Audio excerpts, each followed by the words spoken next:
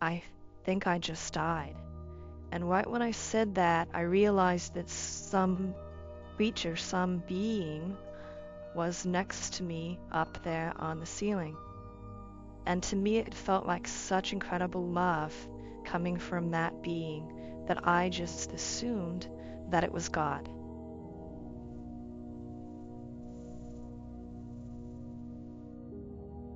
Hello, everyone. My name is Barbara Bartolome, and I'm talking to you today from Santa Barbara, California. I grew up in Salem, Oregon, and that's way north of here, 1,000 miles north. And when I was about 27 years old, I moved down here to Santa Barbara, California. And I've worked at a number of different places here and done a lot of different wonderful things. Um, I've had a security clearance with the Department of Government in a secret status, secret rating, and I had a missile system that I worked with here in Santa Barbara. I also taught customer service in Southern California Gas Company and had customer service calls that I took and handled. I felt really strongly as a child that I had a very strong connection straight up to God. And my parents questioned that. They didn't understand why I felt that way. And I didn't even understand why I felt that way.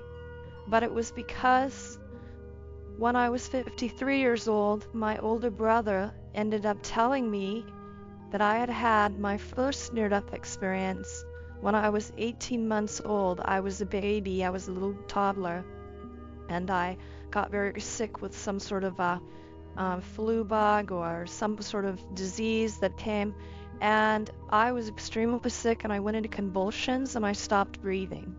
And my parents called the fire department, which is where they sent the ambulances out from, and they were sending the ambulance over to my home to take me to the hospital, and they told my father on the telephone to tell my siblings, my older brother and two older brothers and older sister, to go over and get more ice because we had to put me into bath water that was tepid, my body, and I'd stopped breathing and my heart was stopped, etc. And they were afraid that I would be dead for too long before the ambulance got there. So they told them to put me into tepid bath water, just neutral bath water, and then add ice cubes to slowly lower my body temperature.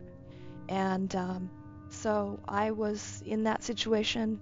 My brother said that he thinks I was dead about 10 minutes before the ambulance showed up, and just as the ambulance drove up in front of our home, I self-resuscitated, and he said that all of a sudden, you were purple, he said you weren't breathing, Mom was crying over the top of you, and all of a sudden you took a deep breath in, you changed from purple to red because you got oxygen back into your body again, and he said then the ambulance people came rushing through the front door and took you off to the hospital. So I didn't know that had happened as a child, but I had incredible experiences all through my young life as well as my teen years and my 20s and 30s of experiences that most people would not have. I had interactions where I was told what was going to happen, and then it turned out that it did happen, and that kind of shocked people around me.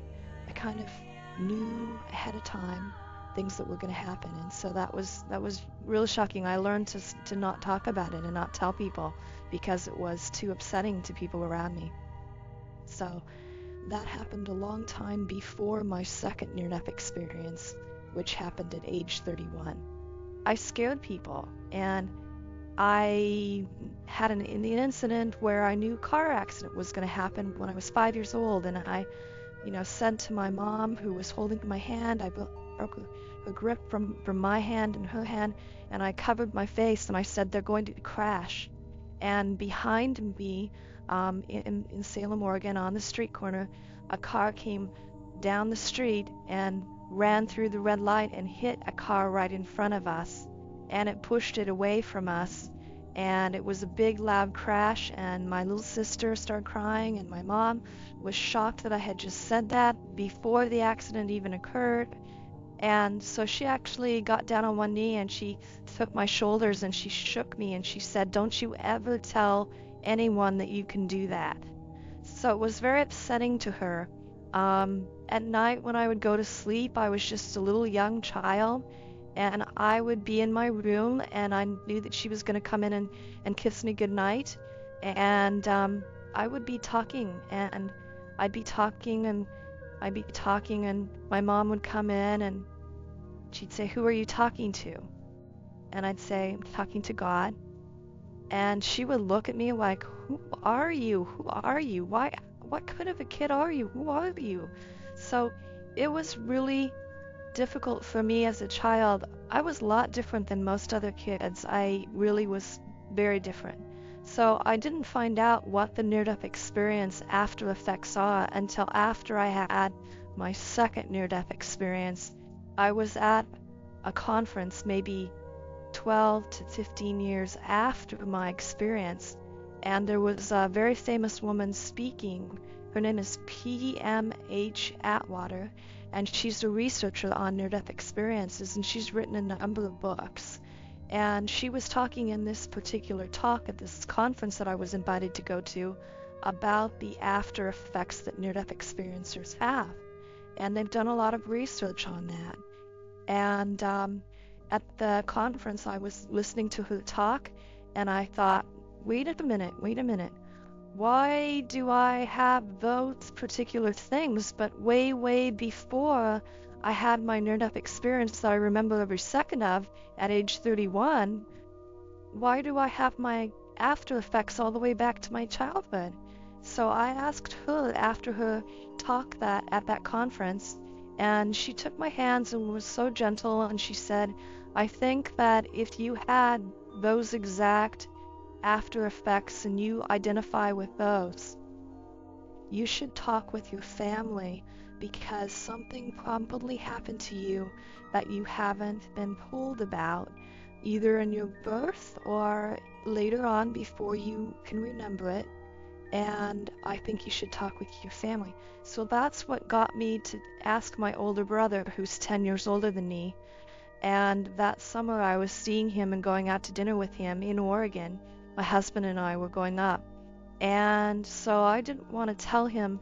I had never told my family about my second near-death experience at age 31.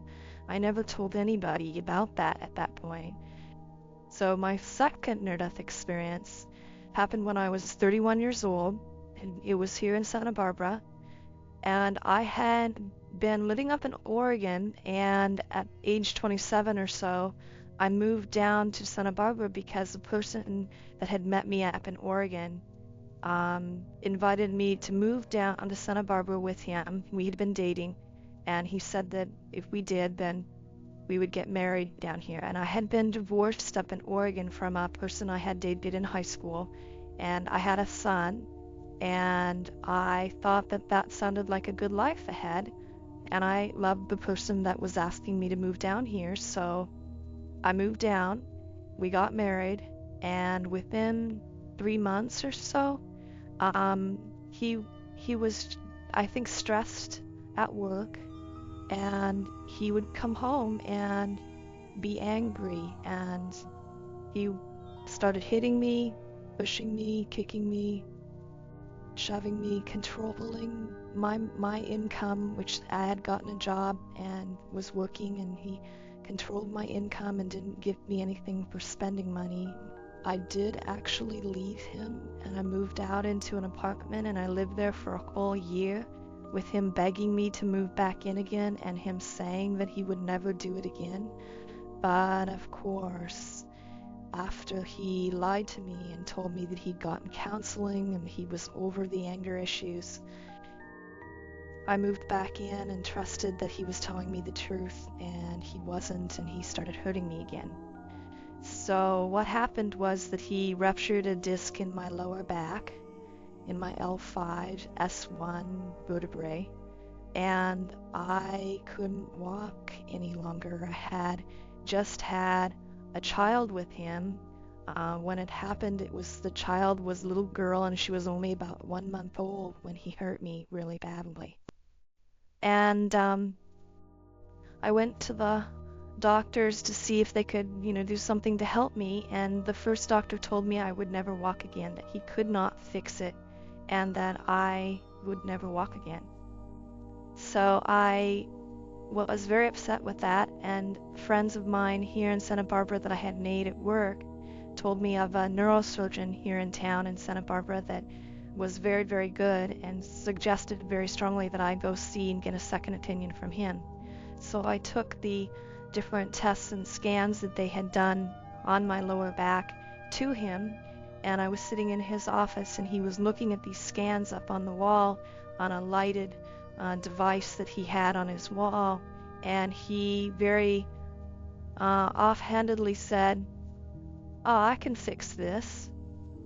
Well, I really wanted to believe that because I wanted to walk again and I wanted to have a normal life. So they injected the dye into the back of my neck, had me on the x-ray table. The two doctors were leaning against a wall, kind of to the side behind the x-ray tech's body, and the other x-ray tech was sitting on a high stool looking at a monitor. He was going to be watching the dye go down my spine. And the x-ray tech that was controlling the table with a button on the table to raise my head and lower my feet accidentally pushed the wrong button on the table. So instead of the table moving slowly to raise my head and lower my feet, it was lowering my head and raising my feet. So immediately within 30 seconds, I started feeling really funny, and I thought, what's going on? This is weird. I feel like I'm going to faint. The two x-ray techs were talking to each other, and the two doctors were talking to each other, and the nurse was over at a table by the door, and I didn't want to interrupt the x-ray techs, and I waited too long, and by the time that I realized I should see something, I'm going to faint. I know I'm going to faint. I couldn't actually speak. By then, the dye was going into my brain, and I couldn't open my mouth, and I couldn't say anything. And I couldn't reach my hand up to touch the x-ray tech. He was standing right next to the table. I could have reached up earlier, but I couldn't. So I panicked at that point. I was very panicked, and it ended up that I started hyperventilating, which is breathing very fast. And my eyes were rolling to the back of my head, and I couldn't control them. I kept trying to bring them forward, but they were rolling to the back of my head. So when I hyperventilated, the two x-ray techs heard me, and the one x-ray tech that had his finger on the table bent over the table and looked at my face, and then he leaned back to look to see where his thumb was on the table, and he made this look like, oh, and that was the last thing that I saw. My eyes shut in my body on the table, and in the next second, I was looking down from up on the ceiling, straight down at my body, and the tops of the people's heads and the top of everything, and I felt completely fine. I wasn't panicked anymore. I felt wrapped in the most beautiful blanket of love. I felt acceptance. I felt wonderful, and I looked down, and I said, if I'm up here and my body's down there and he's calling code blue, I think I just died. And right when I said that, I realized that some creature, some being, was next to me up there on the ceiling. And to me, it felt like such incredible love coming from that being that I just assumed that it was God. And I don't think he honestly cares whether you call him God or any other name. I think that he's just this amazing being that is there when something happens to you. And so I began up on the ceiling, watching everything that was happening down below. They were panicking. The doctors were calling out orders. But I was talking to the being, and I was saying very calmly, I really would like to go back into my life. If I leave my children in this way at this time, they'll be abused and I won't be there to help them. please, I need to go back into my life. And so I said that a total of 4 times. I waited in between each time, and I didn't get any response from the being. But finally, the neurosurgeon, they had gotten in an oxygen cart, so the 2 x-ray techs stopped blowing in my mouth, and they both switched off every 2 minutes doing chest compressions to keep my heart beating. This man had brought in on a box that was set on a shelf that was right next to the table that I was laying on, and he was taking these white round things and he was peeling off the backs of them, and he was putting them on my body, and I didn't know what he was doing. And so I ended up saying, in the midst of me talking to this being, I said, I understand everything else that's happening in the room, but I don't understand what he's doing. And when I said that, I was moved down, my consciousness was moved down right in front of the box. There was a green glass window at the top of the front of the box. There was lots of switches, and there was a toggle switch on the side, and I was right in front of it, and I saw his hand cross in front of my consciousness and flick the toggle switch on the side of the box. And this little white light lit up inside this green glass screen, and it went straight line across the screen, and it was making this monotone sound going beep. I didn't know what it was. I wasn't a TV watcher. I'd never seen a heart monitor before, and it went all the way across the screen the first time, and then it started again and went across the screen a second time, and it was very slow, so it was quite a bit of time, like at least 15-20 seconds. And then the third time it started to go across the screen, and all of a sudden it came to me, oh, that's a heart monitor. It's a flatline. I'm watching, but I don't have a heartbeat. And the second that I thought that, I was back up on the ceiling again next to the being. And the doctor, that's the neurosurgeon, ended up saying in a moment or two, maybe a minute or two after that, he said to the orthopedic surgeon, too much time has passed. She's going to be brain dead. We need to do something. And so the orthopedic surgeon said, stand clear. And everybody backed away from the table. The guys that were doing the chest compressions and pushing on my heart, the nurse, everybody on the side that the orthopedic surgeon was all on the table, they all stepped away. He took 2 steps forward, and he took his fist from behind his back, and he just went, pow, and he pounded my center of my chest right there. And I watched from up above my body react to that, because it kind of jerked, but I didn't go back into my body. But that's when the being finally spoke to me that was up there next to me, and I heard this beautiful voice that said, but if you go back, you'll still be in your marriage. What will you do? And then I saw all these film clips that just went flash, flash, flash, flash, flash, flash, flash, flash, flash, flash, flash. And it was reminding me of all the incidents that I had lived through in this time with my husband, all the abuse. So then after that all showed, then I was given time, and I realized I need to think about whether I really want to go back, because I'm putting myself in terrible danger if I go back. And I thought about my children. I thought about all the things that I had done to try to help my husband change. And I then realized, okay, it's not him that can change. It's me that needs to make a choice to do something different in my life. I needed to get away from him, whatever it took. So I then said to the being, if you let me go back, I promise you I will get strong enough to leave him. And the second that I said the word him, the doctor did a second precardial thump with his fist on my chest.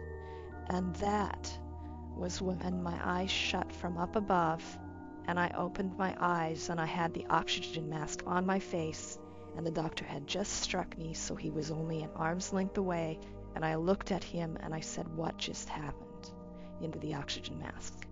And the nurse leaned over me and said, "Stop, don't talk, we need to stabilize you." So for about 20 minutes, they stabilized, and then they took the oxygen mask off. Both the neurosurgeon and the orthopedic surgeon were standing right next to the table next to me, and I looked at them and I said, "What just happened?" I was up on the ceiling and I could see and hear everything. And the neurosurgeon went, "Oh, brother." In other words, he didn't believe it.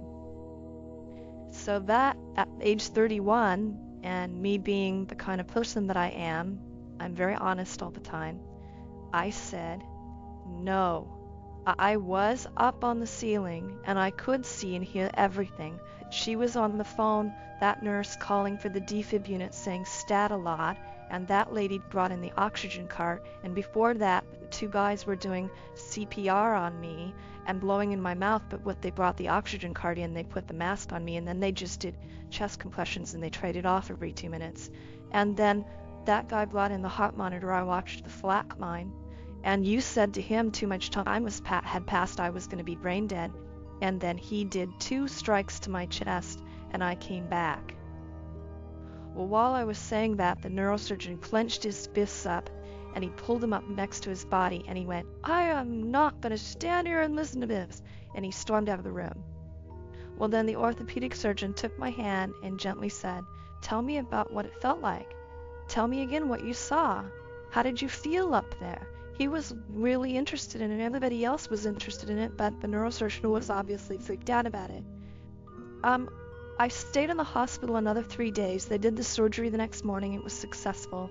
They did a laminectomy, discectomy on my ruptured disc. They didn't have to do anything for my spinal cord. It hadn't chipped my spinal cord. And so I was in the hospital 3 days.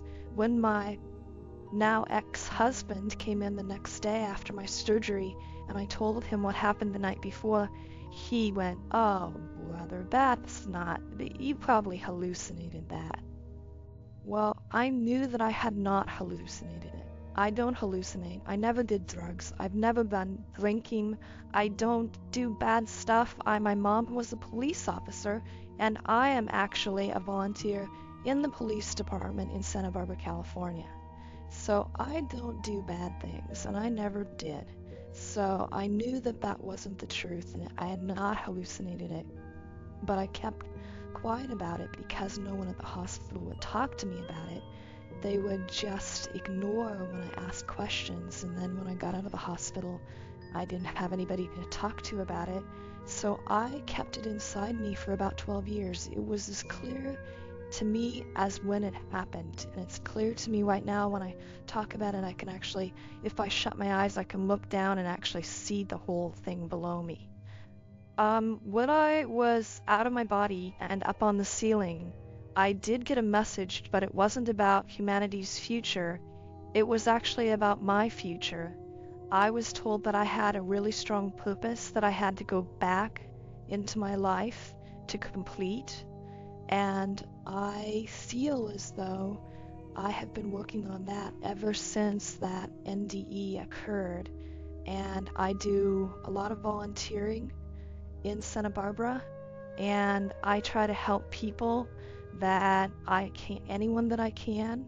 I am not wealthy, but what I try to do is try to help in every way that I can, in all the ways that I am capable of doing. So I actually got an award at the university for being what they called an unsung heroine for all of the volunteer work that I had done here in the community. And then now I'm volunteering for the police department here in Santa Barbara and helping the officers to do, I do minor things like greet people in the main lobby of the police department and walk through the farmer's market and talk with people and be a positive person and a positive, I'm actually uniformed and I have a badge and everything, so I look like a police officer, but I'm greeting people and giving people a good feeling about the police department. And that's what I do for them. I'm the only woman right now. There are 10 other men that also are doing the same kind of work, volunteering. Well, I'm worried, but I really feel that if we can get if we can get the love out there, and then we can get NDE information out to people, and they understand that helping and connecting with other people, doing good work in the world, it can be as simple as smiling at a baby in a little baby carriage and giving that baby happy little looks and saying, "Aren't you the cutest little thing?" It can be picking up litter that's out on the street. It can be helping a homeless person in some way. It can be volunteering in some organization that you like. It can be picking up garbage off the beach. Anything that you feel is making the world a better place, then if you step out there and do that, it makes your heart feel so much better about the world and about yourself that you cannot believe how you will want to do this day in and day out.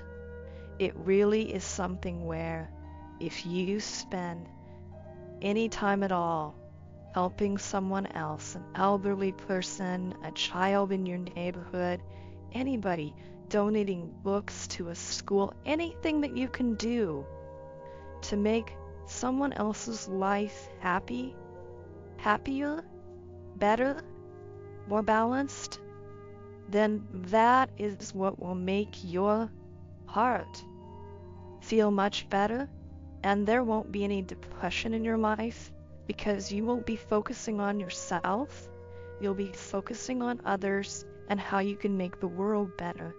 And that is a big, big, wonderful thing. So if I were to say anything, I worry about the world. I worry about the leaders of the world not having this kind of attitude. The ego, the power, the money, that's always been bad.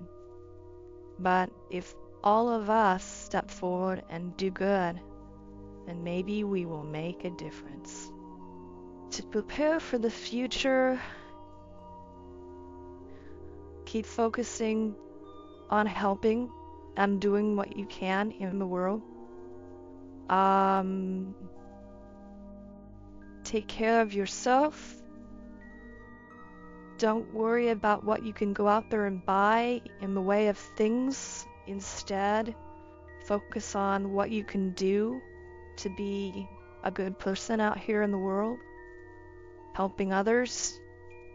I think that's the most important thing that we can all do, is to keep focusing on not only helping your family, not only helping your neighborhood, but reaching out and helping beyond that, people you don't know, and finding the joy of doing that in your life and continuing to do it all the way until it's time for you to cross over and go home. If you're suffering and you have pain and you're thinking of suicide, you're thinking of anything that's negative, just please remember that you came here with a purpose to do something to enrich your soul, to grow your soul, to go through situations that aren't easy. All of us have them. I've had multiple ones in my life, not just the abusive husband, but I made it through those situations, learned from them, and grew from them. So if you're struggling with something, person, a situation, a place you're living in, a workplace, anything at all, think about how that's teaching you something. Think about how perhaps you can move beyond that, find your solution in whether it's a counselor, whether it's a doctor, maybe you're facing cancer, anything that it might be that can help you get beyond that situation. And then look back at it and think, how did that teach me something that I needed to know? Because that situation, you probably pre-planned it before you even came here. So it is something that you were meant to grow from, and there's no reason to commit suicide because The point is, you're here to grow your soul and to learn. If you end it before you've grown and learned, then you will simply come back again, and you will have the same problem to face again. So face it this time around, find solutions for getting through it, and then learn what it's teaching you and how it's changing your soul. And that should be what you do with your life rather than try to end it. It's not going to help if you end it.